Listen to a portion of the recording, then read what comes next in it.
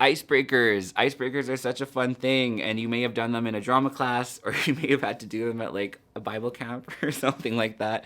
But there's so many icebreakers that we've all done throughout our lives, and there's ones that kind of come with lessons in them.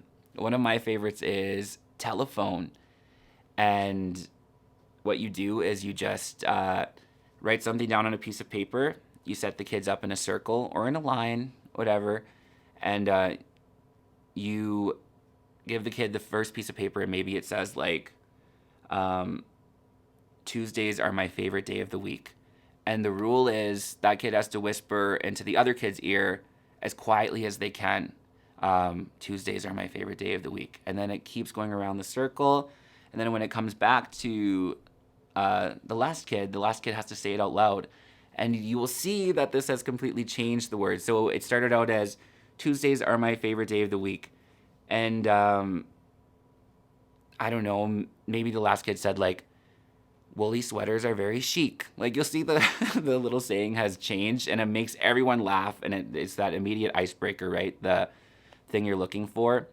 And then you can bring that back into a lesson. And I know that's such an eye roll, like, oh, why does it have to be a lesson? But you can show like, this is how gossip works, you guys, right? Like this is when we talk behind each other's backs, or when we are sharing something that maybe isn't the most greatest thing. This is how it changes, right? This is how we hear one thing, and then once it comes through a bunch of people, like rumors and gossip and lateral violence, like this is what bullying does. It changes things, and you hear the completely wrong thing. So this is why we don't talk in hush and whispers and things like that. This is why we are very honest with each other, and we speak to each other one on one. Because I'm like, what if I had shown you that paper one on one? You guys would know all exactly what I meant. You guys would all know what the original intended phrase was, right? And they all shake their head. Yeah, we know. So it's a great way to get some laughs. It's a great way to teach like a little personal lesson, and it's a great icebreaker for a first day, a fun thing to do. A fun name game to get their know their names, and this is a necessity for me because once again, I am horrible with names. I cannot remember people's names for the life of me.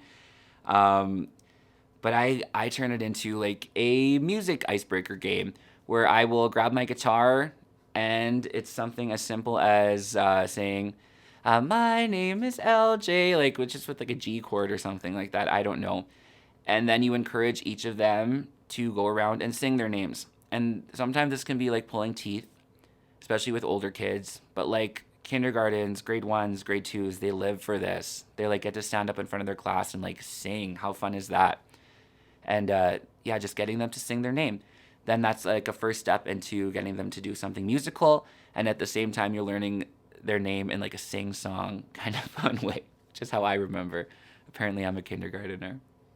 So, a really fun game to get to know your students' names is just like a speed test name game. And what I mean by that is that you go around in a circle. First, set up a circle. Make sure everyone's comfortable in the circle and they're ready to go. And then what you do, just grab your iPhone or a stopwatch if you have a stopwatch, which like that's cool if you have a stopwatch. But yeah, everyone has a stopwatch on their phone. And what you do is you get everyone to say their name. Go clockwise to start out with. Keep it easy. And yeah, they just have to say their name as fast as possible. So you start the time, beep, go, and then everyone says their name as fast as possible. And meanwhile, you're listening to each and every one of their names, right?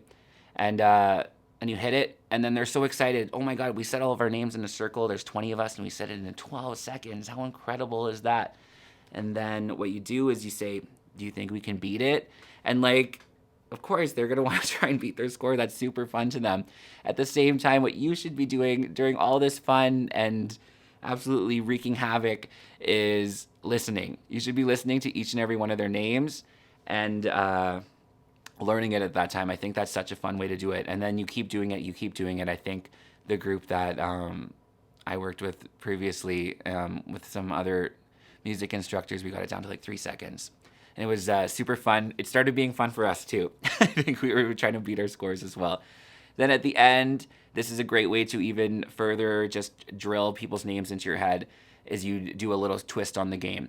And rather than everyone going around and saying their own name in a circle, one individual person has to go around and name everyone's name in the circle, right? So it's like, rather than I being like, my name is LJ, and then the next person goes, this time you're saying, okay, so Betty, John, Mark, Stephanie, whatever, when they have to name their names. And you keep the speed aspect to it because they really enjoy that part of it. So start your stopwatch and start writing their scores down on a board, right?